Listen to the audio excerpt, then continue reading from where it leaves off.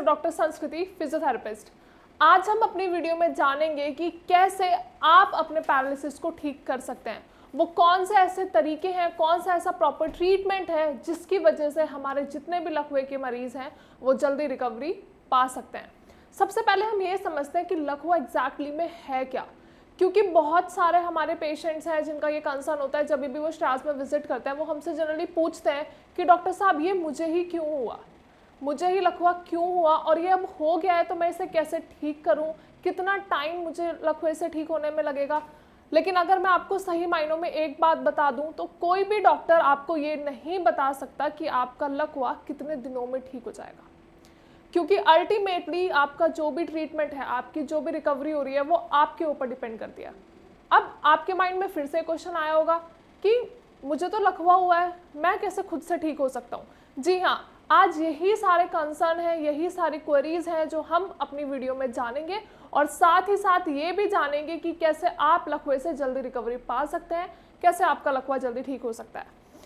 हम जब भी लकवे के बारे में बात करते हैं तो सबसे पहले हमारे दिमाग में क्या आता है कि ये हाथ पैरों का रोग है, मतलब हमारी मसल्स में कोई प्रॉब्लम हुई है, हमारे जॉइंट्स में कोई प्रॉब्लम हुई है। लेकिन आपके लिए ये जानना बहुत ज़्यादा ज़रूरी है कि लकवा हमारे दिमाग की बीमारी है, हमारे ब्रेन की बीमारी है। आप जब भी हॉस्पिटल गए, आपको पता चला कि आपकी बॉडी में कुछ अनयूजुअल सिम्टम्स आ रहे हैं। अनयूजुअल सिम्टम्स मतलब आपका हाथ ढंग से नहीं उठ पा रहा है, आपके हाथ में झंझनाहट महसूस हो रही है, आप कोई भी सामान उठा नहीं पा रहे हो, आप अपना खुद के काम कोई कर नहीं पा रहे हो, आप बोल नहीं पा रहे हो, आप खा नहीं पा रहे हो। तो ये जितने भी सिम्टम्स हैं ये सब आपको देखने को मिल रही है और आपको पता चला है कि मुझे शायद बॉडी में कुछ अजीब सी हलचल हो रही है, कुछ नर्वसनेस हो रही है, कुछ इचिंग हो रही है और आप डॉक्टर के पास गए। अब थोड़ा सा ये समझो कि जब आप डॉक्टर के पास गए तो डॉक्टर ने सबसे पहले क्या किया, आपके टेस्ट कराए, आपका सिटी स्कैन कराया, आपका एमआरआई कराया और जो भी फर्दर टेस्ट होते हैं वो सब टेस्ट परफॉर्म किए। यहीं से आपके दिमाग में ये आ जाना चाहिए कि डॉक्टर साहब मेरे तो हाथ पैरों की दिक्कत थी तो मुझे ब्रेन की एमआरआई कराने की क्यों जरूरत पड़ रही है, मुझे सिटी स्कैन कराने की क्यों जरूरत पड़ रही है, क्योंकि लकवा हमारे ब्रेन की दिक्कत है। इसीलिए डॉक्टर्स ने आपके जितने भी टेस्ट हैं वो ब्रेन के टेस्ट कराए हैं। अब आपको ये तो पता चल गया कि लकवा आपके दिमाग की बीमारी है, लेकिन अगर ये दिमाग की बीमारी है तो हमारे हाथ पैर क्यों नहीं काम कर रहे हैं? हमारे हाथ पैर इसलिए काम नहीं कर रहे क्योंकि हमारा दिमाग काम नहीं कर रहा होता। हम सभी को इस बात का बहुत अच्छे से अंदाज़ा है कि ब्रेन हमें कमांड्स देता है, ब्रेन हमें रिफ्लेक्सेस देता है। मतलब जैसे कि एक प्रेस है, एक आयरन है, वो ऑन है तो आप गर्म प्रेस को कभी भी हाथ नहीं लगाओगे ना। क्यों नहीं लगाओगे? क्योंकि आपके ब्रेन ने तुरंत रिफ्लेक्स दे दिया कि ये गर्म है, इसको हाथ नहीं लगाना है। या फिर ये तो बात कर ली हमने गर्म की, अब हम बात करते हैं किसी ठंडी चीज़ की। लाइक सपोज आपने बर्फ अपने हाथ में पकड़ी है, आप थोड़ी देर जब तक आप सहन कर सकते हो आप पकड़ के रखोगे।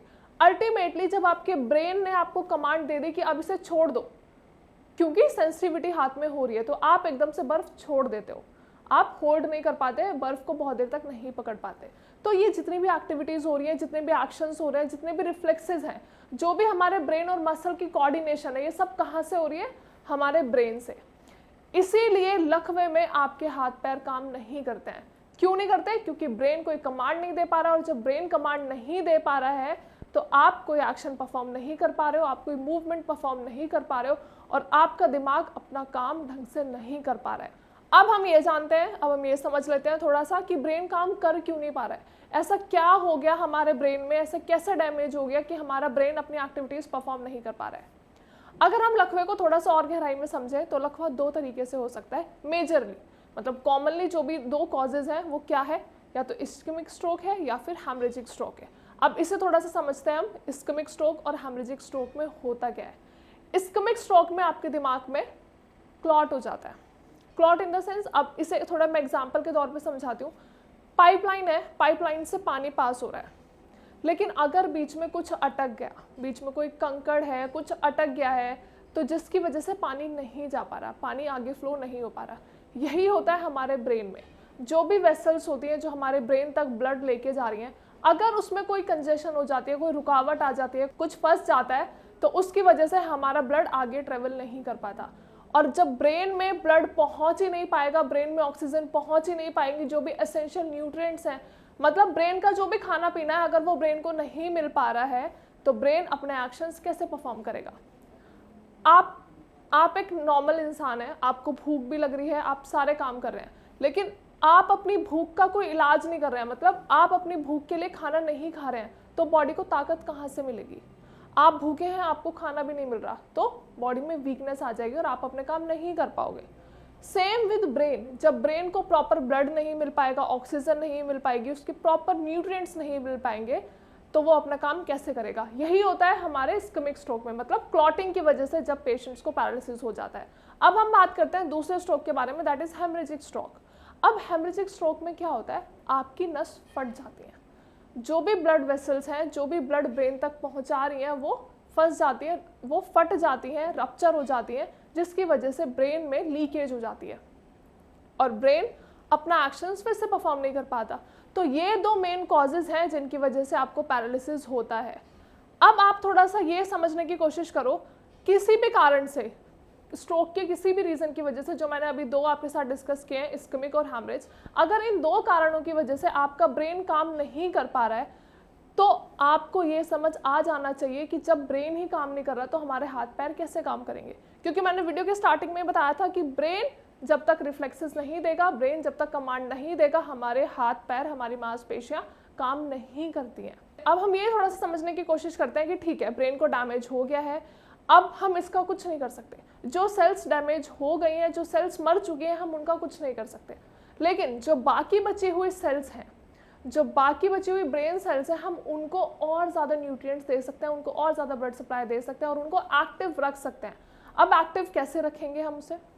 Proper medicine as well as proper exercises. जब तक पेशेंट्स खुद से इनिशिएटिव नहीं लेंगे, जब तक पेशेंट्स ये नहीं समझेंगे कि उनको अपने दिमाग पे काम करना है, और दिमाग पे कैसे काम करना है, कुछ ना कुछ एक्टिविटीज़ करते हुए, एक्टिविटीज़ इन द सेंस कुछ ना कुछ एक्सरसाइजेस करते हुए। पेशेंट्स जब तक ये नहीं जानेंगे कि उन्हें एक्सरसाइजेस करनी है, क्यों करनी है? क्योंकि उन्हें रिकवरी जल्दी लेनी है। सेम विद मेडिसिन, उनको मेडिसिन लेनी है। हमारे जितने भी पैरालिसिस के पेशेंट्स हैं वो मेडिसिन क्यों ले रहे हैं? जल्दी ठीक होने के लिए। लेकिन सिर्फ मेडिसिन से काम नहीं होता है, आपको एक्सरसाइजेस भी करनी है, आपको अपनी डाइट भी प्रॉपर रखनी है, क्योंकि इन्हीं केसेस में हम रिकवरी बहुत रैपिडली, बहुत स्मूथली देख सकते हैं। पेशेंट्स का जनरली ये कंसर्न होता है कि डॉक्टर साहब हमें तो पैरालिसिस हो गया है, हमारे तो हाथ पैर काम ही नहीं कर रहे, हम कैसे एक्सरसाइजेस परफॉर्म करेंगे। लेकिन आपके लिए ये समझना बहुत ज़्यादा ज़रूरी है कि चाहे आप हल्की मूवमेंट्स करो, चाहे आप अपना हाथ थोड़ा सा हिला पा रहे हो, पैर थोड़ा सा हिला पा रहे हो, लेकिन वो करना बहुत ज़्यादा ज़रूरी है। क्योंकि आज आप थोड़ा सा डिस्टेंस कवर कर रहे हो, मतलब आज आपका थोड़ा सा पैर हिल रहा है, कुछ 2 दिनों में, 4 दिनों में, 5 दिनों में आपका पैर थोड़ा सा और हिलने की कोशिश करेगा, आपकी मांसपेशियां थोड़ा सा और काम करेंगी। इसीलिए अर्ली 6 मंथ्स में हमें बहुत अच्छी रिकवरी देखने को मिलती है। क्यों मिलती है हमें 6 मंथ्स में रिकवरी देखने के लिए, इसको मैं थोड़ा सा समझाना चाहूँगी। अर्ली स्टेजेस में क्या होता है, ब्रेन अपनी एक्टिविटीज़ इन्हेंस करता रहता है, मतलब जो ब्रेन की सेल्स डैमेज हो चुके हैं वो हो गई, कोई बात नहीं, लेकिन जो बाकी बची हुई सेल्स हैं वो उन मरी हुई सेल्स का काम करने की कोशिश करती हैं और आपको बहुत जल्दी रिकवरी देखने को मिलती है। आपने सुना होगा जनरली पेशेंट्स की जुबानी भी और डॉक्टर्स की जुबानी भी कि अर्ली 6 मंथ्स में पेशेंट्स की रिकवरी बहुत जल्दी होती है और अर्ली 6 मंथ्स बहुत ज़्यादा इंपॉर्टेंट होते हैं। वो हम अभी इस वीडियो में जानेंगे कि वो क्यों इंपॉर्टेंट होते हैं। देखिए, अर्ली 6 मंथ्स में जब भी आपको डिटेक्ट हुआ है कि अब मुझे पैरालिसिस है, अब मुझे लकवा है, तो वो जो अर्ली 6 मंथ्स होता है उसमें ब्रेन खुद से ग्रोथ कर रहा होता है, ब्रेन सेल्स ग्रो कर रही होती हैं और जो सेल्स डैमेज हो गई हैं उनका भी एक्शन परफॉर्म कर रही होती है। ब्रेन खुद से काम कर रहा होता है, लेकिन 6 मंथ्स के बाद ब्रेन की एक्टिविटी थोड़ी थोड़ी कम होती चली जाती है। इसीलिए शुरुआती दौर में आपको प्रॉपर एक्सरसाइजेस, प्रॉपर मेडिसिन और अपना अच्छे से ध्यान रखना होता है, क्योंकि बहुत सारे ऐसे पेशेंट्स हैं, श्रेयाज में जो पेशेंट्स आते हैं, बहुत सारे ऐसे पेशेंट्स हैं जिनकी रिकवरी हमें अर्ली 6 मंथ्स में बहुत अच्छी देखने को मिलती है और पेशेंट्स खुद सरप्राइज होते हैं, खुद बहुत ज़्यादा हैप्पी होते हैं कि डॉक्टर साहब हम इतनी जल्दी ठीक हो गए। क्योंकि लोगों के दिमाग में, पेशेंट्स के दिमाग में एक मिथ होता है कि लकवा कभी भी ठीक नहीं होता, लकवा कभी भी रिवर्सिबल नहीं हो पाता। हाँ, ये बात कहीं ना कहीं सच भी है, क्योंकि ये डिपेंड कहाँ कर रही है, आपकी एक्सरसाइजेस पे और आपकी मेडिसिन पे।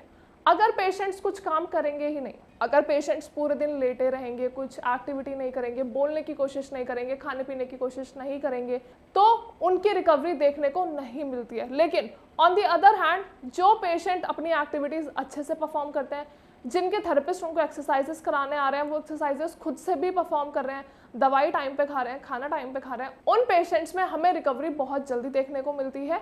तो आपको भी यही ध्यान रखना है कि जब तक आप खुद से इनिशिएटिव नहीं लेंगे, जब तक आप अपने लकवे को खुद से हराने की कोशिश नहीं करेंगे, जब तक हमें कोई भी रिजल्ट देखने को नहीं मिलेगा। आई होप वीडियो में मैंने जो भी बातें बताई हैं, जो भी आपको बताया है कि कैसे आप अपने लकवे को ठीक कर सकते हैं, कैसे हमारा लकवा जल्दी ठीक हो सकता है, एंड इम्पॉर्टेंट हमारा लकवा होता क्यों है, ये सब आपको इस वीडियो में समझ आया होगा। अगर वीडियो के रिगार्डिंग कोई भी क्वेरी है या फिर ट्रीटमेंट के रिगार्डिंग कोई भी क्वेरी है, आप लकवे के पेशेंट हैं लेकिन आपको कहीं से रिजल्ट्स नहीं मिल रहे हैं, कहीं की दवाई का आपके ऊपर कोई असर नहीं हो रहा है, तो गो फॉर श्रेयास, क्योंकि हमारे डॉक्टर्स आपको बेस्ट कंसल्टेशन प्रोवाइड करेंगे, that is totally free of cost.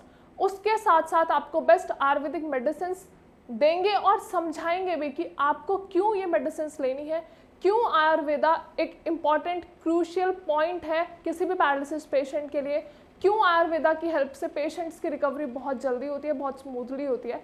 इसके अलावा आप अपनी रिपोर्ट्स भी नीचे दिए गए नंबर पर शेयर कर सकते हैं और कमेंट सेक्शन में भी आप अपनी क्वेरीज मेंशन कर सकते हैं। Thank you so much.